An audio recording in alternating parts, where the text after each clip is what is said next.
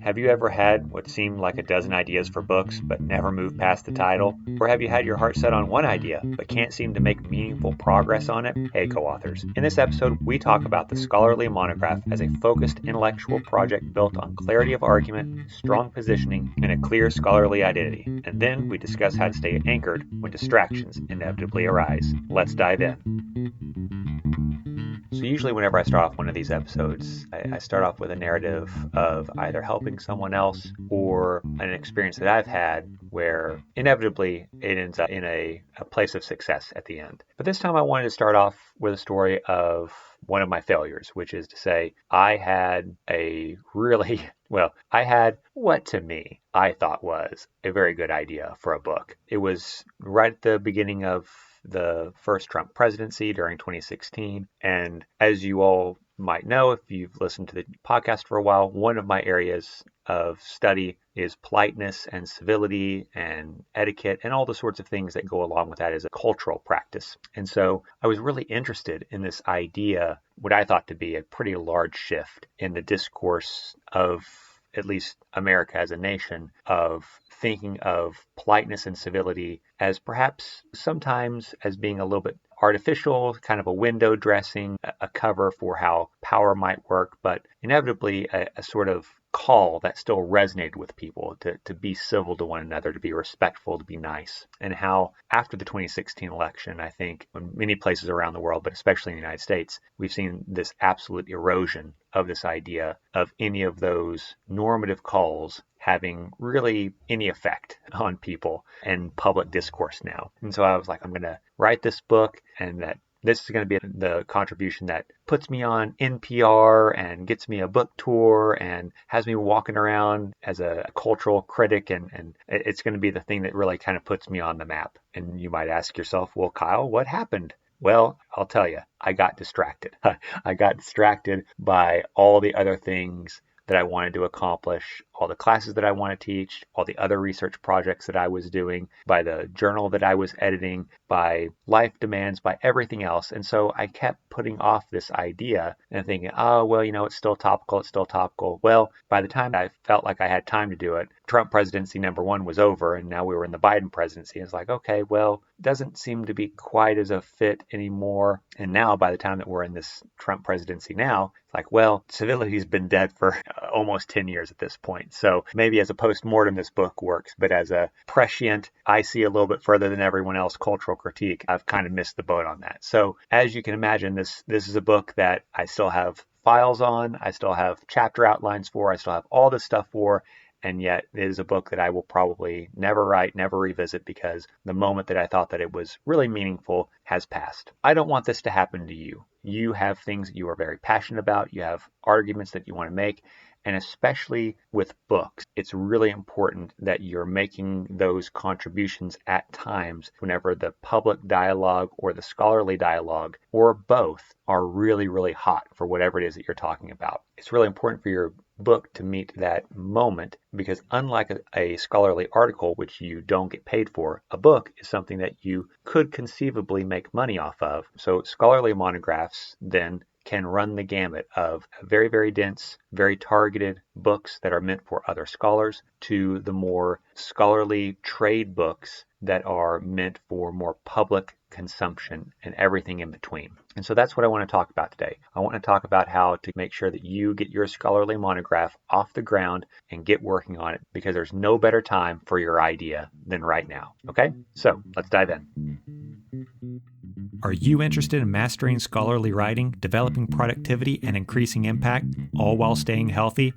Then welcome to the Publishing Academic Research Podcast. My name is Dr. Kyle Ruddick, and I'm a full professor and writing coach who's dedicated to making sure you break through whatever is stopping you from reaching your scholarly goals. I meet so many scholars who have creative, innovative, and daring ideas, but can never seem to get those projects from proposals to print. I want you to get your work in the hands of people who will read it and appreciate it. So let's get into this week's big idea. So before I get into the process of writing a scholarly monograph, I just want to say overall, that the number one enemy of books, much like my own self and my own failure to write the book that I thought was going to be so cool, one of the primary barriers for a lot of academics, the idea of their book is going to be infinitely better to them than actually writing the book. So for a lot of folks, they love talking about the book they want to write. They love having an outline. They love going to conferences and reading excerpts from it. They like all the things about the idea of the book. But they find that the more that they work on the book, the less and less shiny that it becomes. One of the reasons for that is because much like if you ever heard the old saying, if I look at a block of marble, I chip away everything that's not an elephant. And then by the end of it, I have a perfect replica of an elephant in marble. Usually what happens to people is that they go, I've got this great idea for this book. I've got this elephant. I have the block of marble. I'm going to start chipping away everything that's not an elephant. And then about halfway through, they're like, ooh, but I had this other idea too. And it's kind of what I was thinking about before, but not quite the same thing. But I'm going to kind of merge this together. But that idea is more like a giraffe. And then by the end, you look at this block of marble, and what they have is some sort of hybrid girelephant. It's some sort of weird amalgamation between the two because they never really thought through what their project was, and they got distracted by these shiny ideas, and so they never really worked, and so they never really got from start to finish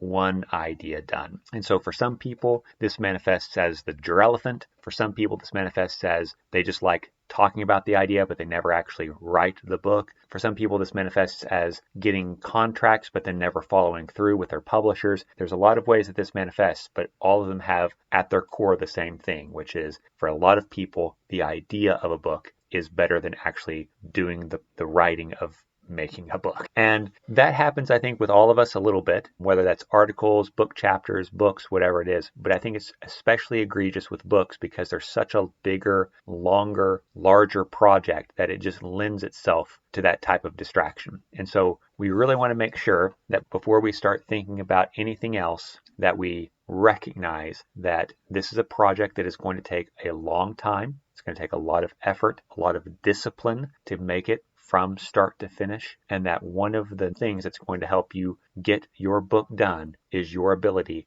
to say no, both to yourself and others, every time another project, another idea, another class, another whatever crops up. If you can't do that, then you don't need to be writing a book. You need to be writing other things that are shorter, so that way you can get those published and you can get your job or keep your job or whatever it is. But you don't want to continuously engage in a process of starting and failing to finish books, because then your scholarship's not really getting off the ground. You have to make sure that you are very committed to this longer project. And for a lot of us, our only experience in creating a project this large has been our dissertation. Well, maybe you're fresh off your dissertation or you're in it right now, so you have that experience. For others, that might have been years or decades since we've written something as long as a dissertation or as long as a book. And so those cognitive muscles of discipline have atrophied in those intervening years or decades. It's very important for us to make sure that we're mindful of that we can forgive ourselves whenever we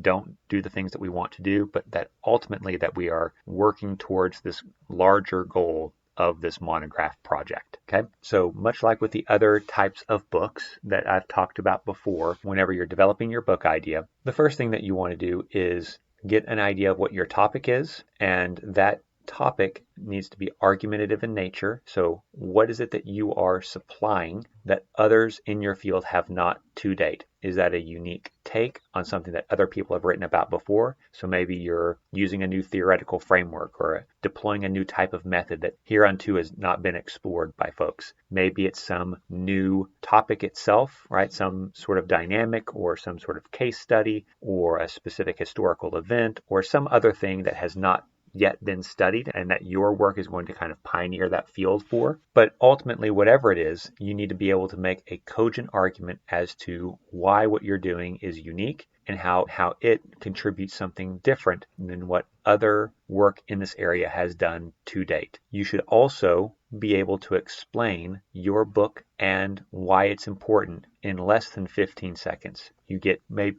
2 to 5 sentences as to why it's important. Because whenever you're talking with an acquisitions editor at a conference or on the phone or anywhere else, they're hearing dozens, if not hundreds of proposals. If you sit there and wax philosophic for 5 minutes meandering about what your book project is, then what they're going to hear in that is, this person doesn't know what they want to write about, and I'm not going to spend the time and resources investing in them if they don't know what their own project is. So whenever you're talking to an acquisitions editor or doing any other type of proposal, it needs to be direct, it needs to be succinct, and it needs to be authoritative. And by that I mean you don't write or say to an acquisitions editor, well, I could explore something like, or I had this idea and it was something like, or yeah, that's a really cool idea, I could probably do that too in my book. You don't want to be a jerk, but you also want to make it clear that you are the expert, you have a vision, and that vision is needed by other people. So you have this idea, you've developed it, right? Now it's time for you to figure out, well, which publishing house are you going to go with? So you need to be looking at both what publishing houses typically publish, the type of subject matter that is in your field or your discipline. And then whenever you look at those publishing houses and you're like, okay, this publishing house does communication studies, and I go, okay, this is a place that has a dedicated section towards communication studies. Awesome. That's my area. I know now that they do stuff that's in my wheelhouse. Now it's time for me to look at their catalogs. Well, what are they selling in those areas? What types of books are they selling? Thumb through their catalog. Oh, well, it looks like everything that they do is rhetoric. Well, cool. I like rhetoric. I like rhetoricians. I like reading that stuff, but that's not my area of study. So even though this publisher does work in my discipline, they're not doing things in my area. I need to find someone else. So making sure that you've looked at the catalog, making sure that you have a good fit between what it is that they do, what you want to do, and that the book that you have envisioned is not one that they've already published. So now that you've figured out your topic, you figured out what publishing house you want to go with, you've maybe even made an initial interaction with a acquisitions editor. Now it's time for you to develop your prospectus. I would say much like a commercial textbook or the edited collection, which we talked about in the last 2 episodes, you want to make sure that your prospectus is one that is either A, addressing the form that publishing house has, if they have one. A lot of publishing companies do. Do not deviate from that. Answer the questions the way they are asked. Don't try to be clever. Don't try to do more or less than what is asked of you, because this is the initial consultation form. If they're interested in knowing more, then an acquisitions editor is going to set up a meeting with you, and then you can talk a little bit more about your project. If they don't, then you haven't wasted time by giving a whole bunch of information that they didn't want and that you had to spend time creating. If they don't have a form, you will want to hit these following things, but most forms are going to hit these, so you want to make sure that you've done the research so that way you can enter this information in. So first off, you want to have a description, an overview of what your project is. Usually about a page, single-spaced is the maximum that you want to have for a description, and the overall argument that you're making with the book. You want to make sure that you're making it very clear that what you're doing is you're contributing to the conversation. You are not summarizing past work. You are not paraphrasing what other people have said. Instead, you are providing a very, very short, condensed review of literature, of the titles of the books or scholarship that is out there that you are reacting to, and then you are showing how your book does something different than that. The second thing that you want to do is you want to address the audience. Most scholarly monographs are written for other scholars, but again, you might be thinking, well, maybe this is one of those types of books that is read primarily by academics, but could be read by other well-educated lay people. So think of books like The Caring University by Kevin McClure. A lot of the people who are going to read that are other scholars, but whenever you read that, there's nothing about it that necessarily makes it just a scholarly conversation. A lot of people have passed through the doors of higher education. A lot of students, a lot of faculty, a lot of staff, a lot of different folks have stake in higher education. So an educated person who cares about higher education would also read that book. And in the tone and general writing style of the book indicates that. So books like that, The Slow Professor, Blink, all those types of books are scholarly, but a little bit more pitched to an educated lay audience, whereas other ones are going to be treatises that are specifically for the couple dozen other scholars that are in your area, and that it is just for those people. Either of those ways are fine, but you need to make a choice as to which one of those audiences are important to you. There's nothing worse than whenever you talk to a person about their book idea, and they're like, well, I want to write this thing, and it's about this very esoteric academic concept, and oh, by the way, I also think that like everyone could read this book too. No. That's not how it works. Right? You have to recognize who your audience is. If your audience is supposed to be folks, then write in that more scholarly style. Use that type of language. If you're writing for lay people, then you write for a more lay audience with the idea that scholars are also going to read it,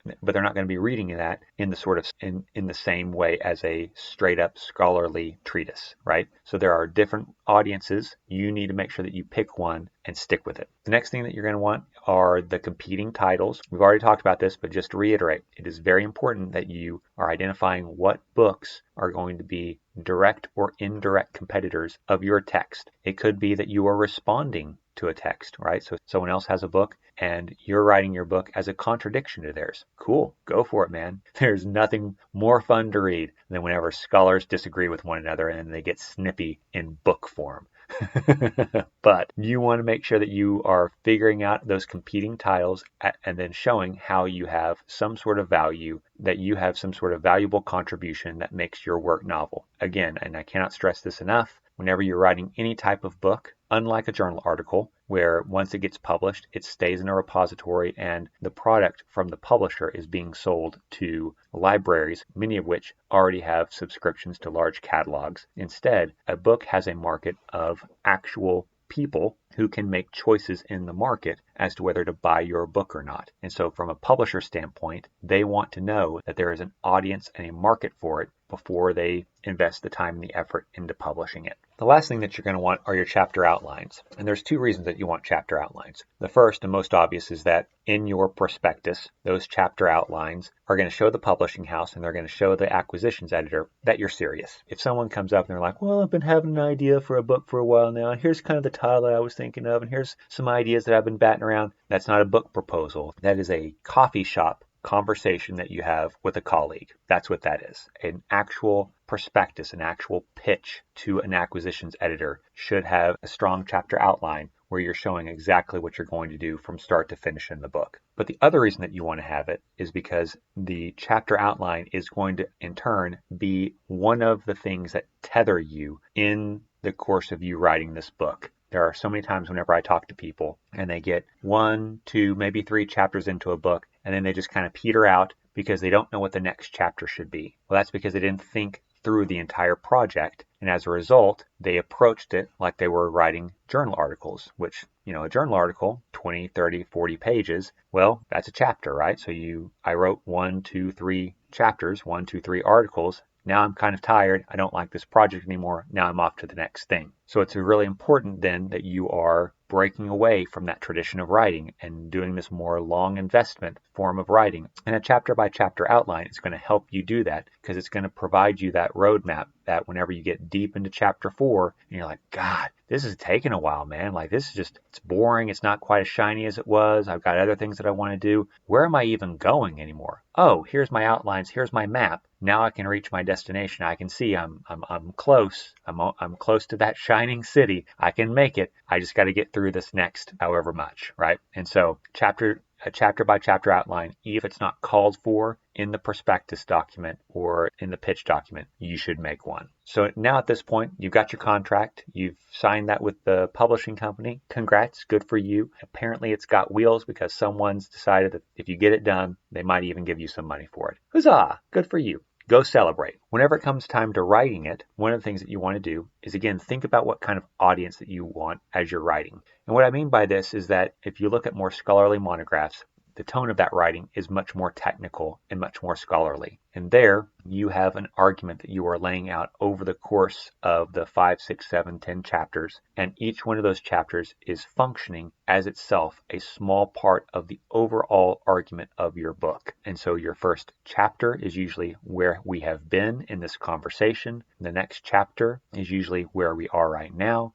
And then the next, however many chapters you have, are the different contributions that you're making as you're working through the material for your reader. And again, that format of where we've been, where we are, and where I think we should be going is a very recognizable pattern that a lot of scholarly monographs take. And that writing is usually more on the technical and one could argue dry side because you're relating primarily the facts as they support the argument that you were going through in your book. On the other hand, if you're writing a book that is less of a contribution just to a scholarly community and is meant to be read more widely, I would recommend that you take a more narrative approach. And what I mean by that is if you look at a lot of the books that are written for educated audiences that are themselves perhaps not exclusively academic audiences, there's usually a pretty good blend between narrative examples and the quote-unquote facts or statistics or whatever you want to call them throughout the rest of the chapter and the analysis that ties those two things together. Because most people who are not academics need or want that narrative component to drive it home to them and make it feel more personal and make it have what narrative scholars would call verisimilitude, or that feeling of reality, right? So that story functions to make that real to someone. So that way, then whenever they read the statistics, whenever they read the facts, whenever they read the information and the analysis thereof, all of those things become more impactful. And so weaving narrative examples in with the facts and the analysis is one very strong way that you see folks who are writing for an educated audience who are not exclusively academics all the time. In either case, whether you're writing specifically for academics or you're writing for a more lay audience that encompasses academics, what you want to make sure that you're doing is that you avoid a lot of throat clearing or over-citation. And what I mean by that is that in your first chapter, you usually have an argument as to why your text matters and the conversations that have happened before this text as to why this text is needed. So you have one chapter, basically, where you kind of do a little bit of a literature review as it pertains to the argument as to why your book is justified and necessary. But what you usually don't see is that successive chapters 4, 5, 6, whatever, that those chapters are very citational dense or have a literature review encapsulated in that chapter itself. Now, that's not to say that those chapters are devoid of literature or that they don't have any scholarship to them. But what you don't see is that the literature review part of that is a standalone section, usually in those chapters. Instead, that more literature review sort of summary writing where we have been is usually encased in chapter 1, and successive chapters, it's forward-moving writing. Okay, if you agreed with chapter 1 of where we have been, by the time you get to chapter 5, then I don't need to rehash where we've been. Now I just need to convince you about where I think we should go, right? So those successive chapters are much more forward moving and much more about pushing your reader to the place that you want them to be. And so you don't have a whole lot of throat clearing. Oh, here I got to cite 1,000,001 things to show you that I've done my work. That's dissertation writing. You're not writing a dissertation. You are writing a book. You're writing a scholarly monograph. Unless the purpose of your book is to be such, no one wants to read a book that is an exhaustive literature review. That's not the point. The point of a book like this is to stimulate a conversation, to make an argument that pushes your field in a particular way. As you're writing, one of the things that I would encourage you to do is to really take a strong stock of your pitfalls and your accelerators. What I mean by that is you need to take an inventory of the things that you know you are not good at whenever it comes to writing in general or writing a project like a book. What are things that seem to get in your way? Is it distractions? Is it health? Is it relationships with family or friends or colleagues? Is it too much service? Is it distraction from other book projects that you feel like you'll start and then you don't start those either, right?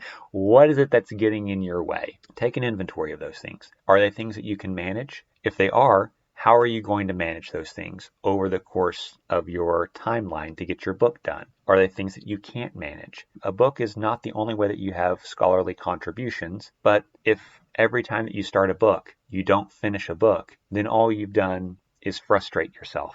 And that's not healthy for you. It's probably not healthy for the way that you orient towards the world. I would say that unless your job just absolutely rides on you finishing this thing, then there are other ways of doing scholarly contributions that are just as meaningful, just as helpful, just as important as writing a book. I think in some places, in my field, for example, of communication studies, the more humanities side of the field, for them, books are the be-all, end-all. For the more social science side, articles are the way to go. And there's all sorts of sniping in between those two groups as to which one is the best contribution. Honest to God truth is that neither one of them has a lock on being the quote-unquote best form of scholarly practice. Both of them have their pros and cons. And if you are doing things that fulfill you and ultimately get you a job or let you keep your job or get you a promotion or whatever it is, that's what you should be doing. Because your curiosity and the things that you're interested in and the things that you love to write and talk about, that's always going to be there. The form that it takes, that's an institutional thing, right? That's your discipline, that's your department, that's your university that's telling you how your curiosity is supposed to be represented. But the curiosity, the thing that made you want to be a professor, the thing that gets you up in the morning and makes you geek out again and again on the stuff that you love to write about,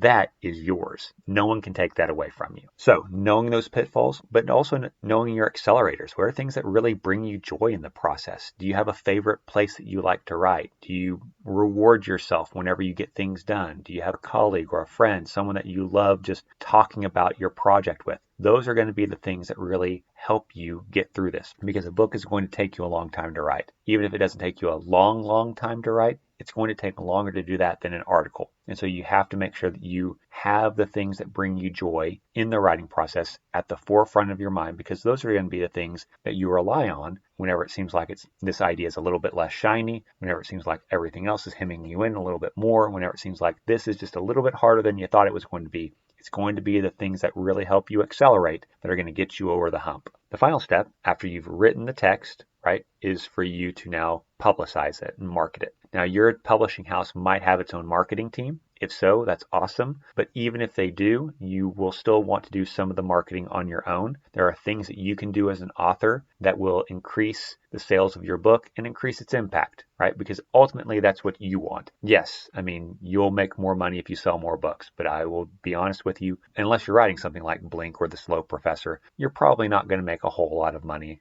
on this book. Instead, what you're interested in, primarily as an academic, is that it has actual impact on your scholarly community. But regardless, whether it's impact, money, or a little bit of both, you want the book to sell, right? Because sales means that it's actually doing something other than sitting in a warehouse somewhere. So the things that you want to do, get on social media, make sure that you are announcing to folks that you have a book coming out well in advance, and then have announcements whenever it does come out, have announcements after it comes out, any awards that you get, any recognitions that the book receives, anything like that. You want to make sure that you're publicizing that stuff as much as possible. Make sure that you are having constant engagement on social media about your book. You can do also on social media, you can do things like post excerpts of you reading on TikTok or Instagram. You can do podcasts. In fact, we'll have a guest here in the next month or so who's written a book on writing research and who wants to come on and talk a little bit about his book. It's going to be a lot of fun, so make sure to tune into that. In addition to social media, there's physical stuff that you can do as well. If you have local bookstores, whether that's on your university or other local bookstores in your community, coffee shops, other places that you can do book launches. You can also sign up to do local or regional book signings, book tours, travel around a little bit to do book signings, do speakerships, to do book signings. Another way of doing that is to contact places that you have that has a Center for Excellence in Teaching and Learning, or whatever it's called at your university, or the type of department that your book is addressing. Contact them and see, can you do a workshop for them? Can you do a lecture? Can you just go there and promote your book, right? Some places can be, if your book is very successful and you're very well known, some places might even pay you or at least cover your expenses to go out and see them. But even if not, again, for a relatively low investment of just visiting the universities that are within a couple hours radius. Well, I say a couple hour radius. I'm in the Midwest, so like for me, that's like a 100-mile radius, 2-hour drive, but largely local radius. So even if you're just hitting all of the universities, community colleges, whatever that are in your area that might be good for you, like every one of those is more exposure, it's more sales. They might respond to your social media posts, which in turn makes that algorithm spread further.